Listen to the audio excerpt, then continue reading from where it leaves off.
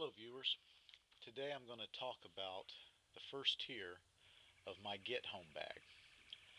I, uh, I have a kind of unique situation in that I travel quite a distance to and from work.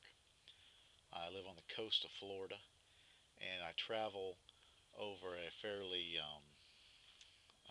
wooded and swamp-like terrain, not very populated.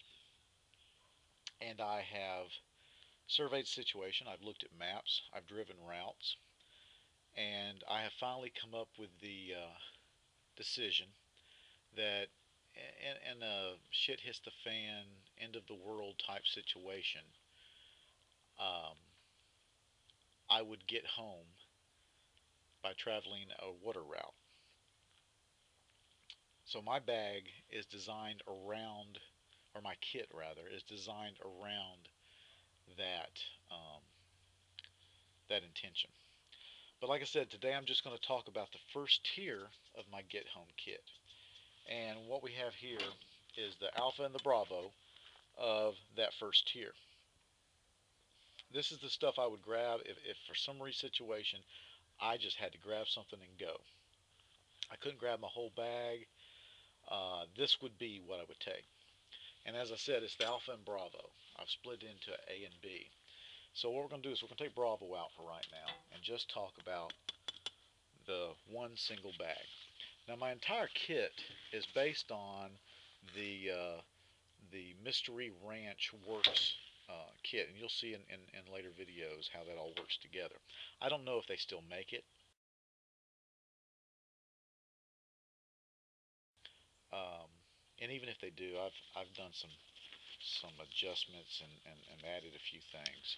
So I'm not sure that you could get a bag like this, but I do recommend it. I like it a lot. A little heavy, but it's well built. All right, let's take each item out and go over what's inside our Alpha kit. First item is the first aid kit. Now I built this out of a Condor brand, I think it is, admin pouch. Has the snaps on here to snap it to a belt. It's got a little carry handle. Let's look at what's inside. First item is a wound dressing kit. I think this one happens to be Israeli, but it's sealed and sterile. Next, I have some very important items. I've got Benadryl and Imodium inside this plastic bag. Um, Very important. If you're crapping out all your water, you're not going to be able to get clean water quick enough to keep yourself safe. Benadryl, if you happen to be allergic to something, you get bit by something, you're going to want to have that to combat that, or for allergies for that matter. Also in here I have some floss, a razor blade for cutting if I have to, and a safety pin, which you can use for all kind of first aid things. Going further inside, in one of the pouches, I have some monkey blood, which is iodine, and also a full bottle of aspirin. Now, I like aspirin. I take aspirin. I don't have an allergy to it. If you do, obviously, you need to get some other um, over-the-counter medicine, but I prefer aspirin. Then I have a snake bite uh, kit. Now, the extractor is, I think, an incredible kit. Um, I have used it on bee stings. I know people that have used it on actual snake bites. I think it does a lot for getting poison out. Now I've cut down the kit, taken out some of the stuff that's not important, until I'm down to just this. But that's an important thing in my opinion. That takes care of that side. Now, this is a package of poison oak, poison ivy uh, cleaner. Cleaner. I think that's kind of important. Now you might notice I have the little silica gel uh, um, humidor things stuck into most of my packages. That just wicks out some of the moisture that might cause a problem. Alright, in this package I have antibiotic, and then I have the cleansing wipes. This is butt paste. Um, as I said, I plan on traveling via water. I plan on getting wet. Um, Boudreaux's could come in handy. This package has different band-aids and moleskin. And there you have it. That's pretty much my first aid kit for emergency egress and get home kit. While I put this away and move on to the next item in my alpha bag of my first tier of my kit, I want to say something about my plan. Now, I said that I plan to travel by water. Now, that doesn't mean it's going to be one of these Kon-Tiki type ocean going adventures. Uh, I think I can make better time traveling via the water, and because it would be easier, I plan on traveling via some sort of man-propelled conveyance. Canoe, kayak, blah, blah, blah. Motors make noise. They require gasoline. Now understand, we're talking about some sort of end-of-the-world type situation where I don't want to draw attention to myself, where other people are struggling for survival. So I'm not going to want to call attention to myself, and therefore I'm going to move quietly, and I'm probably going to be moving mostly at night. Um, and there may be times where I have to go to land. Um, so all those things have to go into consideration when you're building this bag. Now next, this is just a bandana. Um, they come in handy for all kinds of things. Straining water before you treat it, um, wrapping wounds, protecting yourself from the sun, all kinds of things. 55-gallon contractor grade. I'm not sure of the mill. I want to say 6 mil, 4 mil. Garbage bag.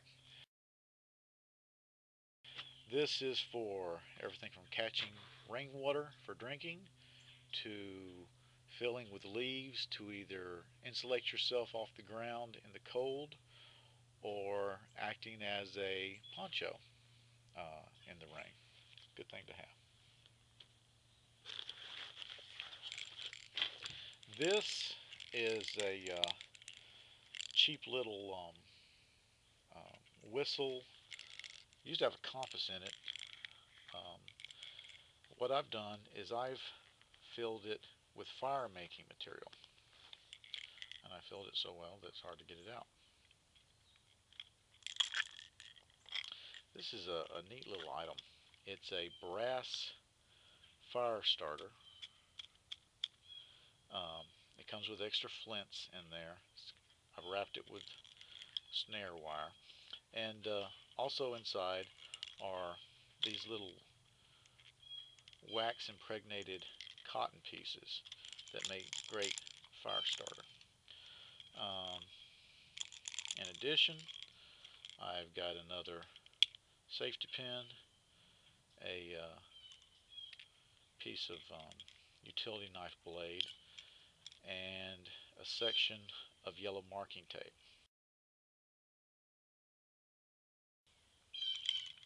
Now these were not put together specifically for this kit. This is a kit that actually I think I built for one of my children years ago. Oh, and there's a signaling mirror there. Actually probably be even more use checking out your face or something like that if you've got some sort of wound. But I've left this complete because it certainly doesn't take up any more room. So you see a little bit of reproduction where you've already seen one safety pin, but it doesn't hurt to have another one. These are great little fire starters. I don't remember where I got it. I think I was issued it or it might have been British issue that I traded to a Royal Marine. I don't recall, but they're kind of cool.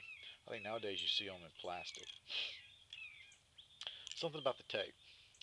Um, there could be a scenario where you have to leave your boat and you have to hide that boat and you have to go inland to hunt, to gather food, to get intel, and you need to mark the trail so that you know where to turn off the trail to find your boat again. Um, that marker could come in handy. So that's what's in that. Next is an emergency blanket. Um, Everybody knows what these are. They're incredibly noisy. They really are, but they work pretty good.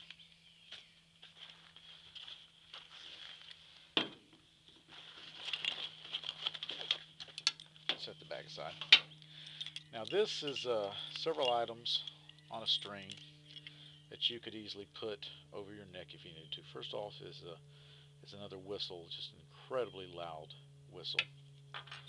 Then of a pretty good little compass. I think this is a Silva. Uh, the compass will be important. Even with the sun, you need to know the directions. Then here's a John Wayne or can opener, some people, and then a little multi-tool, nothing fancy. Those, like I say, are all on a cord. Then I have a very important item. This is a GI issue canteen cup. Now, what this is important for is for heating your hot wets, boiling water to purify it if you need to. It just really comes in handy. Inside, I have crammed several items. One is some cheap little glow sticks, some small paracord. It's not the same size as paracord. It's actually smaller. It's more like shoelace cord. It's pretty good stuff. I have a carpenter's pencil with some duct tape wrapped around it. I have just a couple of Cliff Bars. Once again, they're inside of a plastic bag with a silica because I may be getting wet. Just a couple Cliff Bars to get you going. And then I have basically the rest of the food ration for this emergency kit. That's some of this emergency and some bouillon. Um, this can actually keep you going a long time. The important thing in this amount of time is going to be water, like we said in the rules of threes. 3 days without water, 3 weeks without food. You can go a while without food. I mean, sure, you need to keep your energy up, but you can go a while without food. But uh, this would help you with a little bit of the dietary while you're getting the wets that you need. And then I have a really cheap, small little headlight. It's capable of both red and white. And the battery to go with it. We don't keep our batteries inside the light, obviously. Alright, now let's talk about the Alpha bag, now that we have it totally empty. This is a pretty neat little bag. It has straps so that I can wear it as a fanny pack, and I can also wear it on my belt as a side, and this can support it going over my shoulder. Well, we just had a small rainstorm come through. Welcome to Florida. And we had to stop filming while that passed over. So now we're going to get to the last part of the Tier 1, which is the Bravo part.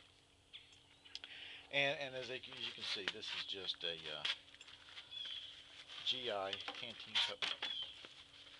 canteen cover and a canteen. Now, I don't use a GI canteen. You can pick these up. You can see I got mine at Academy, but you can pick these up at Walmart probably.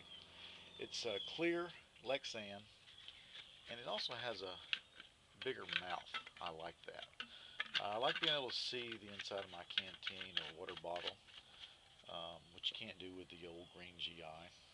But anyway, the only downside of this is the canteen cup does not nest well inside of this canteen. It's a little bit bigger on the outside than the old canteen. But nesting on it is my canteen cup stove. And then the only thing I have in it is my emergency water purification. Um, and then I have some snare wire from an old military issue booby trap kit. I think I had a small big lighter in there, and I don't know where it went. Anyway, this is the Bravo. Now, why do I break it up between Alpha and Bravo? Because I can't get all of this into that one bag. I feel that it's important to split it up. Imagine a scenario where you can just grab one bag and run. Um, yes, will this fit on to a being buzzed by an airplane?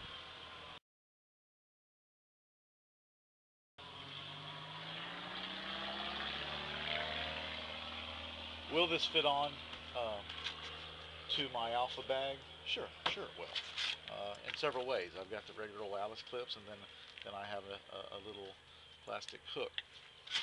But and that's the plan, is to take them together. But I like to be honest about it, and if they're not all in one bag, then I can't say it's all one kit.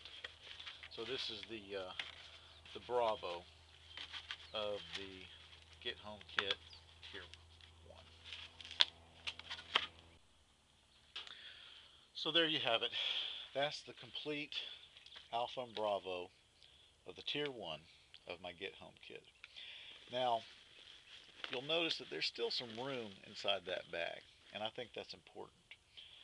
Say you had to grab this bag and run, and this is what you're working off of, and you're on foot, in a canoe, whatever you're trying to get home. You're going to be making use of things that you find along the way. Um, you want to have extra room. You don't want to have this bag so stuffed that you don't have room. Say I pick up a water bottle, another container, and I can't stress too much the need for water. You know, people that have never been in a survival situation, they don't quite get how much water you need to keep going, even to stay lucid. So there's a little bit of room left in here for carrying extra stuff. All right, stay tuned. Right after this video, I'm going to show a complete list of everything that's in this bag. If there are any questions or comments, please leave them. I promise I'll get back with you. Thank you very much for watching.